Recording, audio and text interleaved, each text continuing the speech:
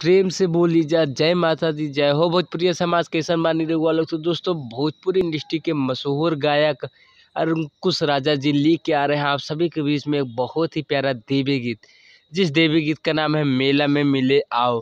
दोस्तों, बहुत ही प्यारा गाना आप सभी के बीच में कल सुबह आ रहा है, मेला में मिले आओ।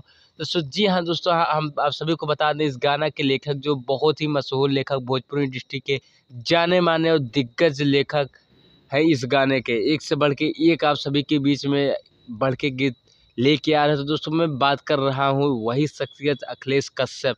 जी हाँ दोस्तों, इस अखिलेश कश्यप ने इस गाने को लिखा, और खास बात दोस्तों, उन्हीं के चैनल से अन्नपूर्णा फिल्म के माध्यम से आप सभी के बीच में कल सुबह मेला में मिले आओ ये गाना रिलीज हो रहा है। इस गाने को गाया है अंकुश राजा ने और साथ में आवाज़ दिया है अंकिता सिंह ने।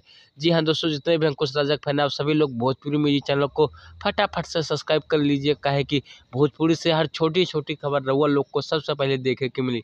फटाफट सब्सक्राइब कर लीजिए। मैं मिलता हूँ नई वीडियो में, तब तक के लिए जय हिंद, जय भारत, जय हो भोजपुरिया समाज।